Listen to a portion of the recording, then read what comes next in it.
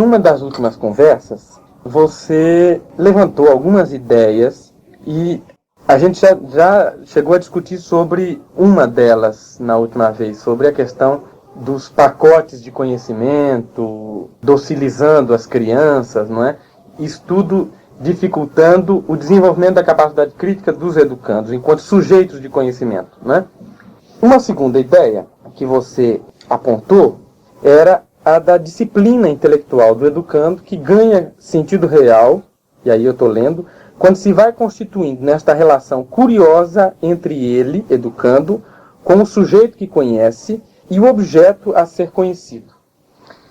Eu gostaria de voltar um pouco a essa ideia, e já que eu estou um tanto quanto curioso para saber como é que você desenvolveria essa relação curiosa entre o educando, como sujeito que conhece, e o objeto a ser conhecido. Vamos ver como é que eu redigo isso.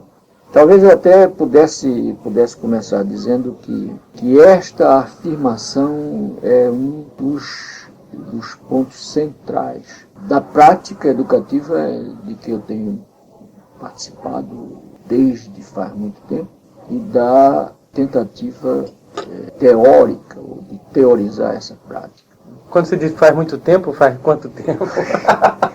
Exatamente. É que, no fundo, Sérgio, eu comecei a dar aula, a trabalhar como professor. Tenho a impressão quando eu tinha, possivelmente, 18 a 19 anos. 2 anos ou 3 depois que eu escrevia Rato com 2 R's ainda, entende? Num pedaço da minha história, entende? Mas bem, então faz muito tempo, né? Uhum. Mas você chegou a escrever Rato com 2 R's? Exato. Ou isso é simbólico? Não, realmente um dia eu escrevi uma cartinha para minha mãe, quando eu tinha 15 anos, 16 ainda, e muito curso de ginásio ainda. E na resposta ela me dizia: meu filho, Rato se escreve com um R só. Isso é uma falha de alfabetização. E claro, né, isso revelava inclusive a minha escolarização, etc. Na escola primária, as dificuldades que eu tive para aprender.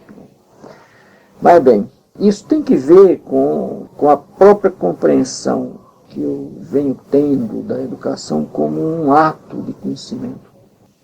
E para mim, em qualquer que seja um dos 2 momentos que você tome em consideração, um dos 2 momentos do que a gente poderia chamar o ciclo do conhecimento.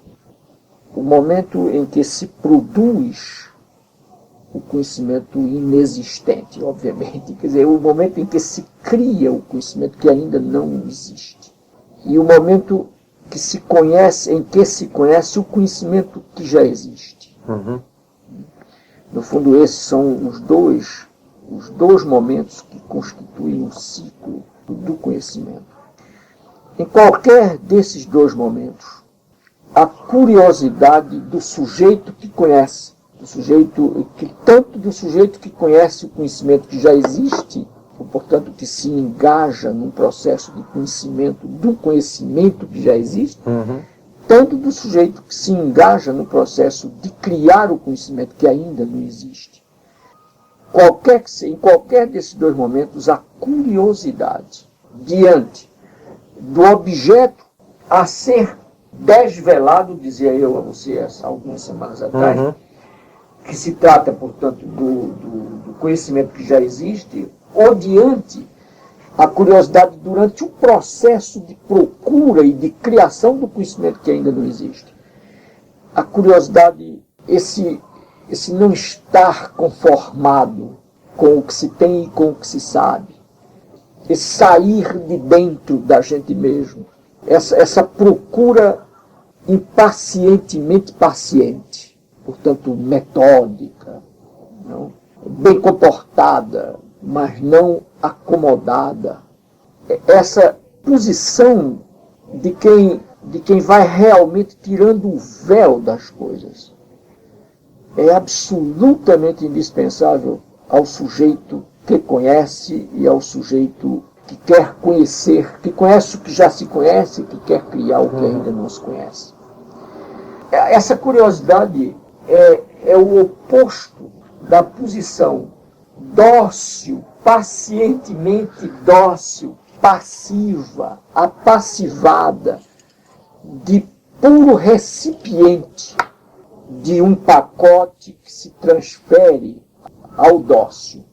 Uhum. Quer dizer, então, daí a crítica que eu fiz há anos atrás, à pedagogia do oprimido, ao que eu chamei de educação bancária, né? E a crítica que eu fiz à posição do professor ou do educador como transferidor de conhecimento.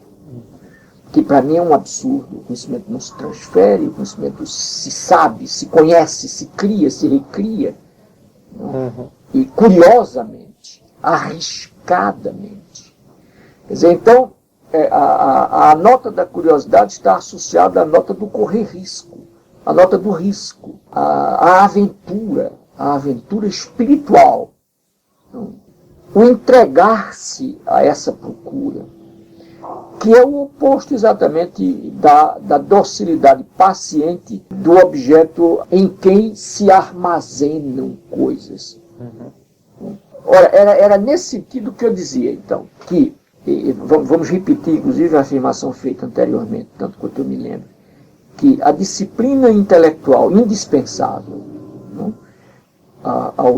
ao jovem estudante se vai constituindo cada vez melhor na relação que o jovem estudante, que o aluno assume enquanto sujeito que conhece curiosamente, ou na relação curiosa, Uhum.